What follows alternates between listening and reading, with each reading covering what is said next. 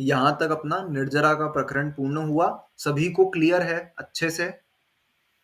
निर्जरा स्थान जो समझाए, 10 निर्जरा स्थान, वो सभी को क्लियर है? सोनालिका, अंकेश भैया, ठीक है। अब अपन समझते हैं मुनियों के कितने भेद होते हैं। ठीक है, अच्छा टॉपिक है, समझने लायक टॉपिक है। तो उसके लिए सूत्र नंबर 46 लिखा, पुलाक बकुश कुशील निर्ग्रंथ स्नातका निर्ग्रंथाः। पुलाक बकुश कुशील निर्ग्रंथ स्नातका निर्ग्रंथाः। पुलाक बकुश कुशील निर्ग्रंथ स्नातका निर्ग्रंथाः। अंकेश भैया सूत्र बोलोगे? पुलाक बकुश कुशील निर्ग्रंथ स्नातका निर्ग्रंथाः। ठीक है, सूत्र में लिखा 5 प्रकार के मुनिराज होते हैं। पुलाक, बकुश, कुशील, निर्ग्रंथ और स्नातक। निर्ग्रंथाः, 5 प्रकार के निर्ग्रंथ यानी कि 5 प्रकार के मुनिराज होते हैं। क्या क्या नाम है उनके? पुलाक, बकुश, कुशील, निर्ग्रंथ और स्नातक। क्या होते हैं इनका स्वरूप समझते हैं अपन। पुलाक मुनिराज, पुलाक ऐसे मुनिराज होते हैं, देखो मुनिराज जो होते हैं उनके 2 प्रकार के गुण होते हैं। एक होता है मूल गुण और एक होता है उत्तर गुण। ठीक है, तो मूल गुण तो हमको पता है 28 मूल गुण होते हैं। कौन कौन से 28 मूल गुण होते हैं? तो 5 महाव्रत होते हैं, 5 समिति होती है, 5 इंद्रिय विजय होते हैं, 6 आवश्यक होते हैं और 7 शेष गुण। ठीक है, इस प्रकार से 28 मूल गुण बनते हैं। ये मूल गुण, इनका पालन करना सभी के लिए अनिवार्य है। ठीक है, ये पालन होंगे तब मुनि कहलाएंगे। तो ये 28 मूल गुण कंपलसरी होते हैं। ठीक है, इसके बाद होते हैं उत्तर गुण। उत्तर गुण क्या होते हैं? जैसे ये 10 धर्म हो गए, 10 धर्म का पालन करना ये उत्तर गुण कहलाता है। 22 परिशहों को सहन करना ये उत्तर गुण कहलाता है। ठीक है, ठंडी गर्मी बरसात की बाधा को सहन करना ये उत्तर गुण कहलाता है। ये जो हमने तप पढ़े ना, 6 प्रकार के बहिरंग तप, 6 प्रकार के अंतरंग तप, ये 12 प्रकार के तप, ये उत्तर गुण कहलाते हैं। ठीक है, तो अब पुलाक मुनिराज जो होते हैं, ये पुलाक मुनिराज सबसे पहली बात तो इनमें उत्तर गुणों को पालन करने की तो भावना होती ही नहीं है। ठीक है, एक चीज तो ध्यान में रखना, ये जो पांचों के पांचों मुनिराज हैं, पुलाक, बकुश, कुशील, निर्ग्रंथ और स्नातक, ये सभी के सभी भावलिंगी साधु हैं। ठीक है, द्रव्यलिंगी नहीं है, भावलिंगी है। और भावलिंगी छठे सातवें गुणस्थानवर्ती साधु हैं। इसलिए ध्यान रखना, इनमें से एक भी साधु ऐसा नहीं है जो असाधु हो, ये सब साधु ही हैं। तो इसमें से जो पुलाक हैं, ये पुलाक मुनिराज, इनकी उत्तर गुणों की तो पालन करने की भावना ही नहीं है, मतलब तप करते ही नहीं है। ठीक है, सर्दी गर्मी की बाधा यदि होती है तो उसको दूर करने का प्रयास करते हैं। इस प्रकार के जो क्या कहते हैं कि मतलब जैसे गेट बंद कर दो, ठीक है, ठंडी हवा चल रही है तो इस प्रकार से खुद जाकर के गेट बंद कर लिया, किसी से करवा दिया बोल करके। ठीक है, गर्मी लग रही है तो किसी से हवा करने को कह दिया, हवा करवा लिया। इस प्रकार से जो करते हैं कि मतलब परिशह भी सहन नहीं कर रहे, मतलब मूल उत्तर गुणों को तो पालन करने की भावना ही अंदर से नहीं आ रही, ऐसे। ठीक है, और साथ में मूल गुणों में भी दोष लगा ले कभी। ठीक है, कभी मूल गुणों में भी दोष लग जाए, लग सकता है इनके, ऐसे मुनियों को पुलाक मुनिराज कहते हैं। ठीक है, ध्यान रखना, अपन क्या करते हैं, अपन बहुत एकदम गहराई से देखते हैं कि अरे ये मुनिराज ने तो ऐसा कर लिया, इनके तो चलो मतलब मूल गुण ही हमको तो दिख रहा है कि अरे ये तो मूल गुण का ही घात हो रहा है, हम तो बहुत ज्ञानी बन गए, ये तो साधु ही नहीं है, असाधु हो गए। इस प्रकार से हम बातें करने लग जाएं यदि किसी के लिए, तो ध्यान रखना, जो पुलाक मुनिराज होते हैं उत्तर गुणों को तो पालन करते ही नहीं है, लेकिन मूल गुणों में भी दोष लग जाए तो भी वो असाधु नहीं कहलाते। पुलाक मुनिराज होते हैं, छठा सातवां गुणस्थान होता है, भावलिंगी साधु होते हैं ऐसे। ठीक है, कभी उनके मूल गुणों में भी दोष लग जाए तो भी कोई बात नहीं है, ऐसा समझना।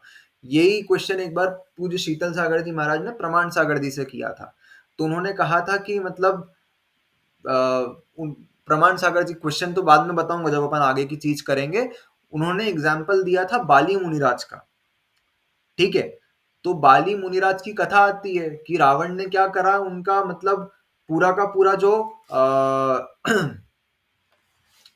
कैलाश पर्वत था, उसने सोचा कि मैं उसको उठा लूं पूरा, इन पर उपसर्ग करने के हिसाब से। ठीक है, तो बाली मुनिराज ने अपने अंगूठे से उसको दबा दिया। ठीक है, तो जब अंगूठे से एक पर्वत कंपायमान हुआ तो क्या हिंसा नहीं हुई होगी? जीवों की हिंसा की तो बात करो, छोड़ो, ठीक है, वो तो माइन्यूट चीज। मेजर चीज, रावण के हाथ नीचे दब गए थे, क्या हिंसा नहीं हुई थी? ठीक है, अहिंसा तो महाव्रत होता है मुनिराज का। तो कल से वो जो बाली महामुनि है, जिनको मोक्ष गए हैं, तो क्या उनको असाधु कहने लग जाएंगे?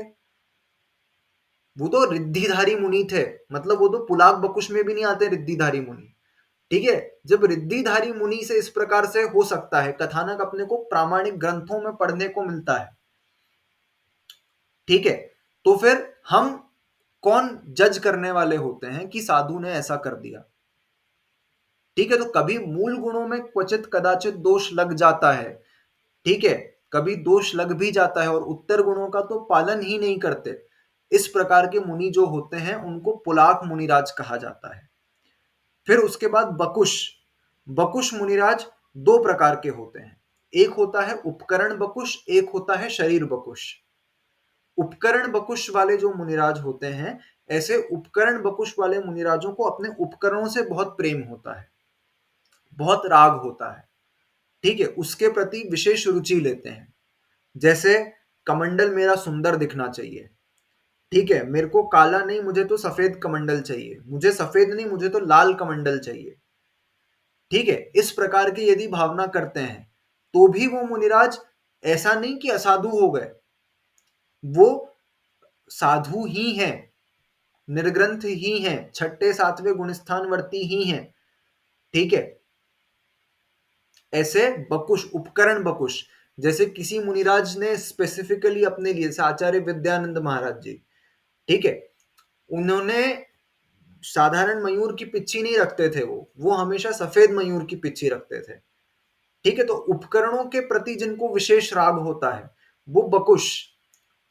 एक शरीर बकुश, ये उपकरण बकुश, जैसे किसी को डायरी, अपनी डायरी इत्यादि के लिए बहुत राग हो गया। जैसे पहले जो मुनिराज होते थे वो क्या करते थे, साउथ में इतने ग्रंथ लिखे मुनियों ने, उन्होंने क्या करा, ग्रंथ लिखा, अपना नाम तक नहीं लिखा, और जहां ग्रंथ कंप्लीट हुआ वहीं के वहीं रख के आगे विहार कर दिया।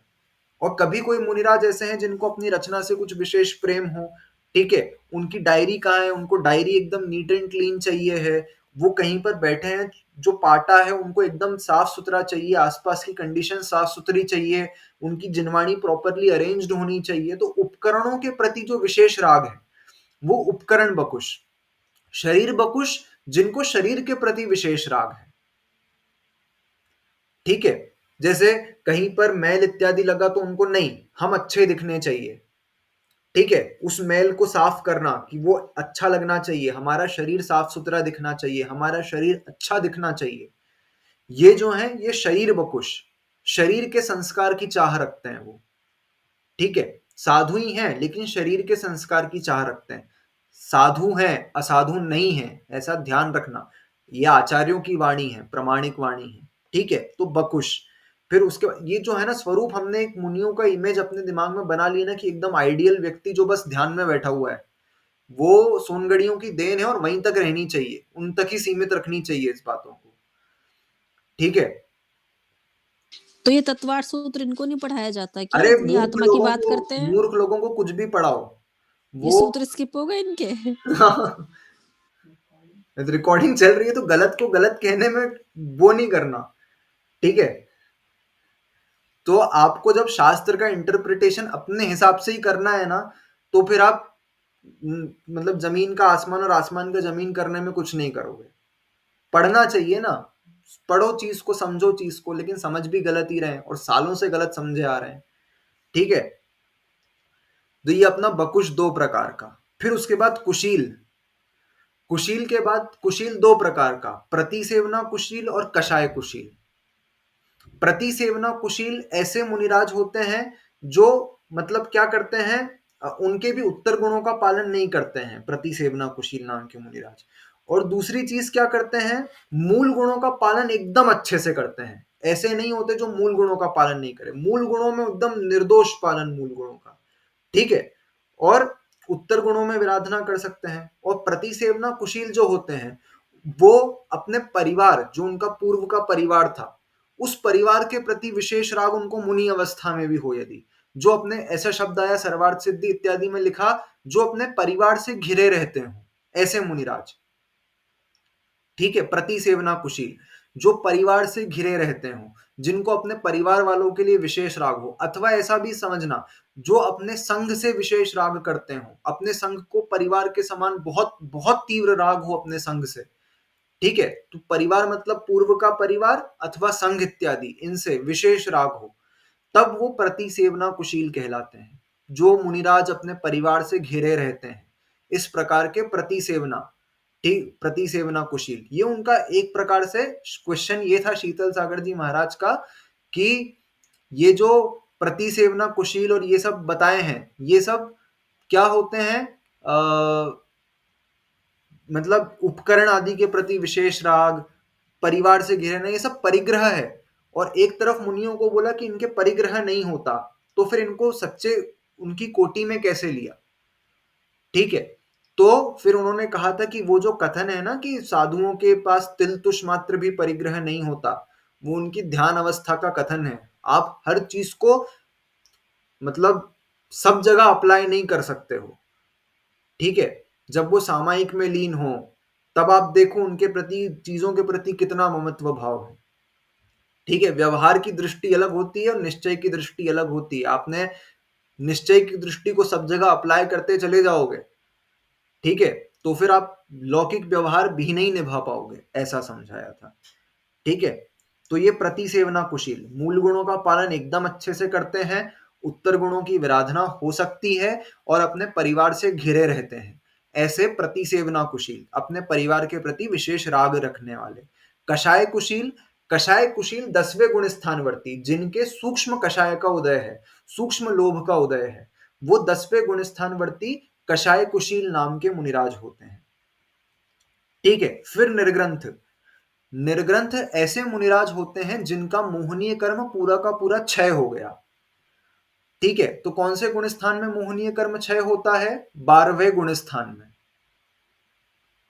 12वें गुण स्थान में मोहनीय कर्म क्षय होता है, तो 12वें गुण स्थानवर्ती मुनियों को निर्ग्रंथ मुनिराज कहा गया, ठीक है। और फिर स्नातक, स्नातक कौन होते हैं, स्नातक केवली भगवान को स्नातक कहा गया है, ठीक है। तो पुलाक कौन से हो गए, पुलाक हो गए जिनमें उत्तर गुणों को तो पालन करने की भावना ही नहीं है, लेकिन मूल गुणों तक में कभी कभी दोष लगाते हैं, वो पुलाक। बकुश 2 प्रकार के, जिनको उपकरणों से राग हो वो उपकरण बकुश, जिनको शरीर से राग हो वो शरीर बकुश। कुशील 2 प्रकार के, प्रतिसेवना कुशील और कषाय कुशील। प्रतिसेवना कुशील वो जिनके उत्तर गुणों का पालन में विराधना होती है, मूल गुणों का पालन अच्छे से करते हैं, अपने परिवार से घिरे रहते हैं, परिवार से विशेष राग होता है। कषाय कुशील जिनके क्या कहते हैं, सूक्ष्म कषाय का उदय हो, 10वें गुण स्थानवर्ती सूक्ष्म लोभ का उदय हो, वो कषाय कुशील। निर्ग्रंथ जिनके पूरे मोहनीय कर्म का क्षय हो गया, ऐसे 12वें गुण स्थानवर्ती मुनिराज को निर्ग्रंथ कहा जाता है। स्नातक किसको कहा जाता है, समस्त घातिया कर्मों का जिनका क्षय हो गया, ऐसे केवली भगवान को स्नातक कहा जाता है। ये जो सभी है मुनिराज, ये 6 से लेकर के 14 गुण स्थानवर्ती हैं, 6 to 14 सभी के सभी इसी के अंदर गर्भित हो गए, ठीक है, ऐसा समझना।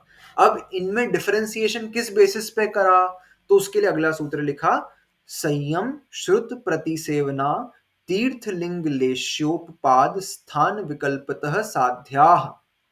संयम श्रुत प्रतिसेवना तीर्थलिंग लेश्योपपाद स्थान विकल्पतः साध्याः, ठीक है। अब हाँ, साध्या मतलब इनके अंदर भेद इस प्रकार से साधना, समझना। कैसे समझना, तो सबसे पहले संयम के अनुसार इन सबका भेद समझना, ठीक है। संयम मतलब क्या, 5 प्रकार का संयम हमने देखा। संयम मतलब चारित्र, तो 5 प्रकार का चारित्र हमने समझा। कौन कौन सा चारित्र होता है 5 प्रकार का, कौन बताएगा, हैंड रेस करके।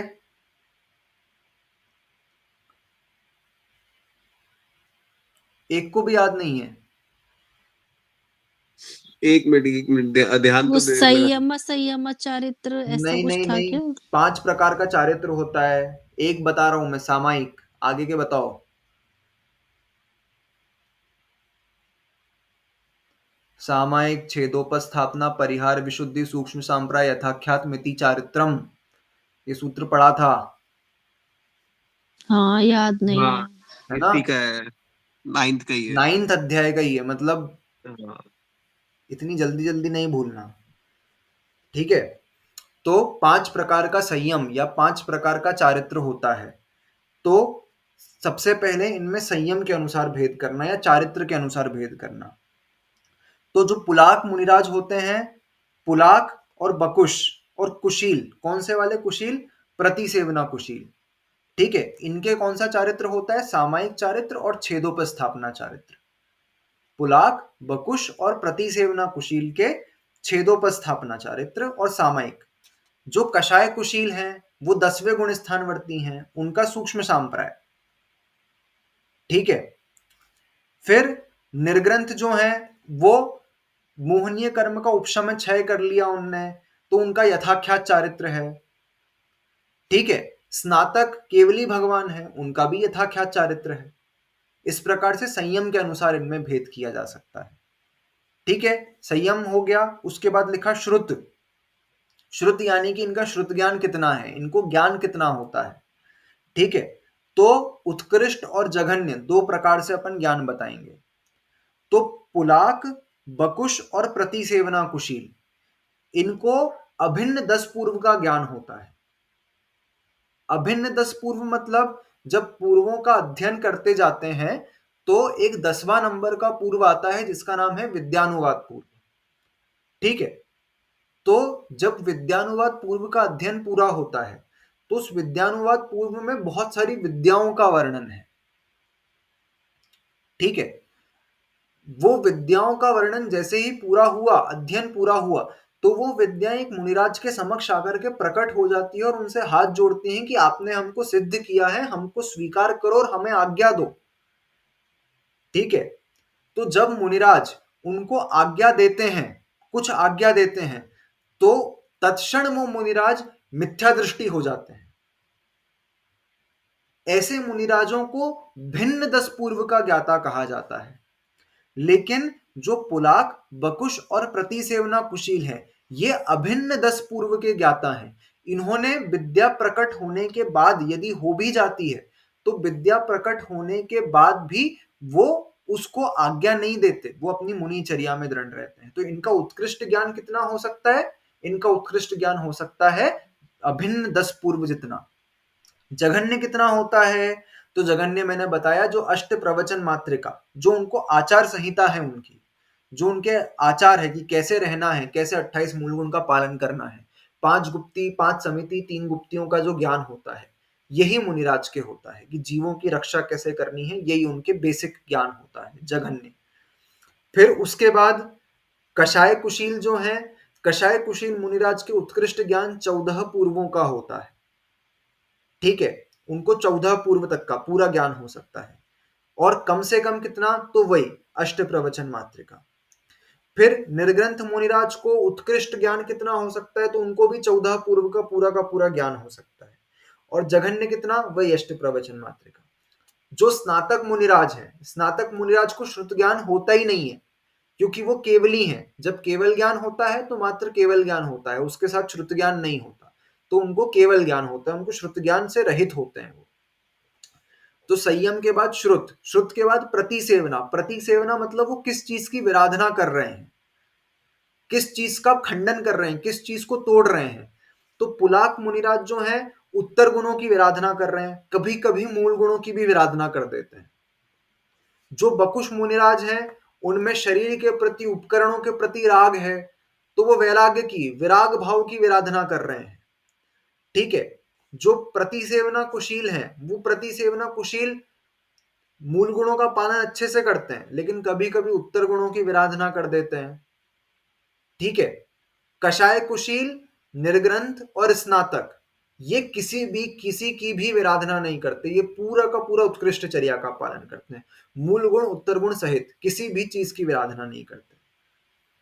ठीक है, फिर तीर्थ, तो ये कौन से तीर्थंकर के तीर्थ में होते हैं?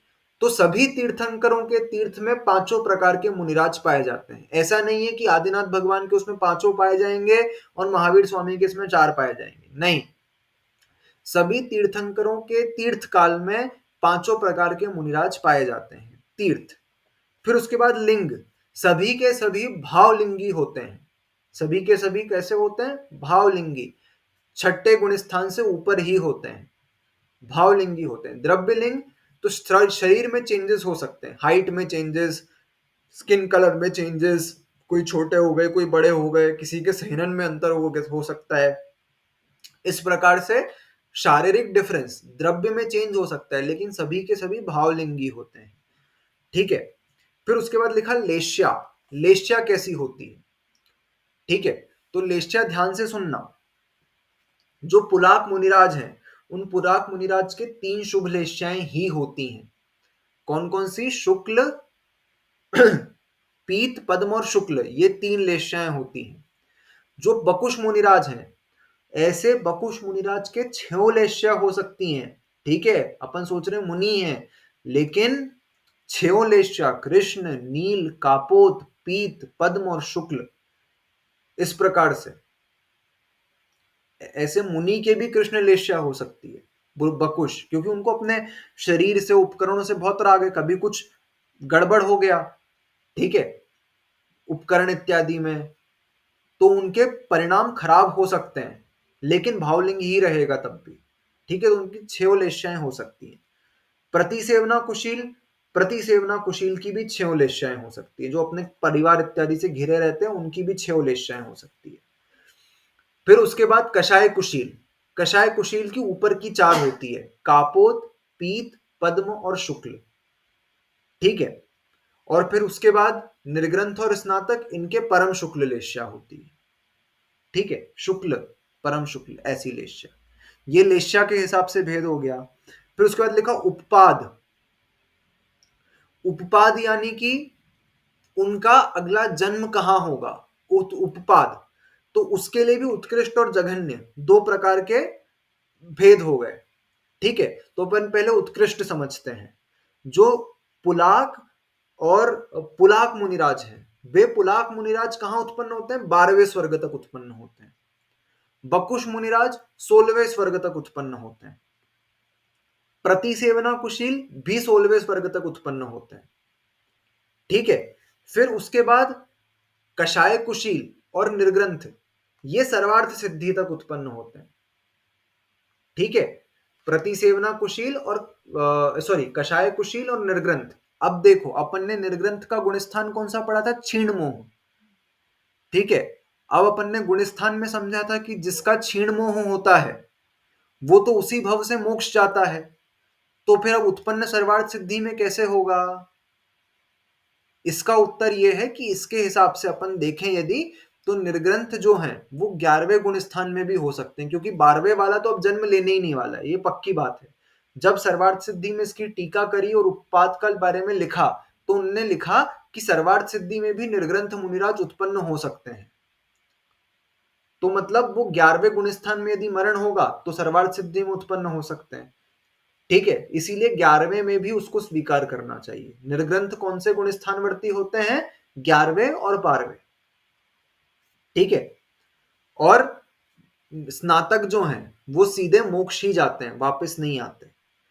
फिर उसके बाद संयम स्थान। संयम स्थान मतलब क्या लिखा? मतलब जो स्थान लिखा है वो स्थान, मतलब कैसी उनकी अवस्था होती है, गुण स्थान की बात हो रही है। तो गुण स्थान कैसे हो गए? तो अपन ने देख लिया कि जो पुलाक हैं 6ठे 7वें गुण स्थानवर्ती हैं, बकुश हैं वो भी 6ठे 7वें गुण स्थानवर्ती हैं, प्रतिसेवना कुशील वो भी 6ठे 7वें गुण स्थानवर्ती हैं, कषाय कुशील 10वें गुण स्थानवर्ती हैं, और निर्ग्रंथ, निर्ग्रंथ जो है वो 11 और 12 गुण स्थानवर्ती हैं, और स्नातक 13वें गुण स्थानवर्ती और 14वें गुण स्थानवर्ती, इस प्रकार से होते हैं। ठीक है, तो इस प्रकार से इन मुनिराजों का गुण स्थान, संयम स्थान की बात होती है। बोलो। हाँ, तो ये जघन्य जो होते हैं, जघन्य से वे सभी के सभी पहले दूसरे स्वर्ग में उत्पन्न होते हैं। नियम से सभी वैमानिक बनेंगे। ठीक है, उत्कृष्ट तो वहां तक जा सकते हैं, जघन्य सभी के सभी पहले दूसरे स्वर्ग में उत्पन्न होंगे। इस प्रकार से पुलाक बकुश की एक और, पुलाक की एक और वो, कभी कभी आचार्यों ने, जैसे अपन ने पढ़ा ना कि उत्तर मूल गुणों में भी दोष लगाते हैं, तो किन्हीं किन्हीं आचार्यों ने अपन 5 मूल गुण पढ़ते हैं। कौन कौन से? अहिंसा, सत्य, अचौर्य, ब्रह्मचर्य और अपरिग्रह। किन्हीं किन्हीं आचार्यों ने रात्रि भोजन को भी मूल महाव्रत स्वीकार किया है। रात्रि भोजन त्याग महाव्रत किसी आचार्यों ने लिखा है। ठीक है, तो ऐसे मुनिराज जो हैं, जो कभी कभी इनमें भी दोष लगा दें, कि मतलब जैसे कभी होता है ना कि कभी मंदिर में जुलूस निकलना है तो शाम को 4 बजे निकलना है, तो 4 बजे जुलूस आया, 5 बजे अभिषेक हुआ और फिर मुनिराज प्रवचन देने बैठ गए। अब सूर्यास्त का टाइम 6:15 का था, तो 5 से 6 तक तो प्रवचन दे दिए। अब रात्रि भोजन जब करने लगे, मतलब 6 बजे फ्री होंगे तो 6:15 बजे भोजन करने जाएंगे जीव, और करना कब चाहिए था? उससे 48 मिनट पहले कर लेना चाहिए था। तो ऐसे समय पे जब वो लोग रात्रि भोजन करेंगे तो उसका दोष उन मुनि को भी लगेगा, क्योंकि उनकी अनुमोदना हो गई एक प्रकार से उसमें। ठीक है, कभी कभी ऐसे फंक्शंस में 6-6 7-7 बज जाते हैं। ठीक है, तो उसमें मुनिराज को उस चीज का दोष लग रहा है। जैसे शांति सागर जी महाराज के जीवन की एक घटना है, वो शिखर जी की वंदना करके आए और वो दूसरी बेला में आहार के लिए उठे, शाम के लिए आहार, शाम के समय आहार करने उठे। ठीक है, तो जब वो आहार करने उठे तो वो आहार कर रहे थे, उनने 2-3 अंजुली जल लिया और फिर अंजुली में जल लेते लेते उनका घड़ी में टाइम गया, तो उनने देखा कि घड़ी में 4:30 बज चुके हैं, 5:30 बजे का सूर्यास्त है। अगर मैं पूरा आहार किया तो वो 2-3 अंजुली आहार लेके बैठ गए नीचे। जब वो वापस गए तो लोगों ने पूछा कि कोई अंतराय आया ही नहीं, कुछ हुआ ही नहीं, आप इतनी 2 अंजुली जल लेके क्यों बैठ गए? तो बोले यदि मैं पूरा आहार करता, पूरा टाइम लेता, तो इन लोग के 5 सवा 5 बज जाते। ठीक है, और इनको भोजन 5:30 के पहले करना है, तो कब मेरा आहार होता और कब ये लोग भोजन करते, तो इनके रात्रि भोजन में मुझे दोष लगेगा। इस प्रकार से उन्होंने उस चीज का पालन किया। ठीक है, तो कभी ये से फंक्शंस इत्यादि के कारण जब रात में भोजन होता है या सूर्यास्त के बाद, रात इत्यादि मतलब 8-9 बजे नहीं, रात 6-6:30 बजे भी यदि होता है, तो उसके लिए मुनिराज की अनुमोदना है यदि, तो वो पुलाक मुनिराज कहलाएंगे, ऐसा समझना। ठीक है, तो इस प्रकार से पुलाक, बकुश, कुशील, निर्ग्रंथ और स्नातक, ये 5 प्रकार के मुनिराज होते हैं और इनमें इस प्रकार से भेद किया जा सकता है। इसका मैं एक चार्ट का फोटो लेके आप लोगों को भेज दूंगा, तो आप पढ़ोगे अब समझने के बाद तो आपको अच्छे से समझ में आ जाएगा। ठीक है, कुछ डाउट है किसी को? एक बात पूछनी है, जब उनको 6 प्रकार की लेशिया हो सकती है, ये बकुश मुनिराज जो थे, तो फिर वो भावलिंगी कैसे? मतलब वो क्षणिक कषाय है उनकी, मतलब ऐसा नहीं कि बहुत तीव्र कषाय करी उनने, मात्र क्षणिक करी, लेकिन उस क्षणिक करने में भी मतलब ऐसा तीव्र परिणाम नहीं हुआ जो उनकी संयम की विराधना कर दे।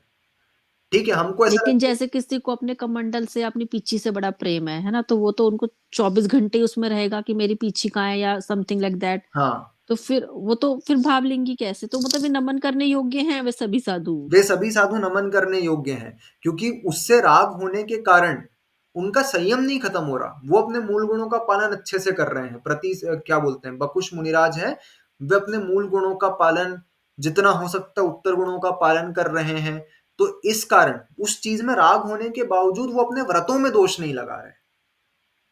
ठीक है, भले कितना भी तीव्र राग हो, लेकिन व्रतों में दोष नहीं लग रहा, इसलिए उनका भावलिंग बना हुआ है अभी तक और ऐसा। कुछ जो है जो उसको भी अपना मूल गुण भी मतलब दोष लगा लेते हैं, हाँ, तो जितने समय के लिए उन्होंने दोष लगाया वो तो उनका काउंट हो जाएगा, लेकिन स्टिल वो हमारे लिए नहीं है कि हम इसको इस बेसिस पे कोई जज वगैरह करें। हाँ, यही बात है ना? बिल्कुल यही बात है। और जितनी बेसिस पे उन्होंने दोष लगाया ना, उतनी देर में भी उनका भावलिंग नहीं गया है, वो भावलिंगी ही है।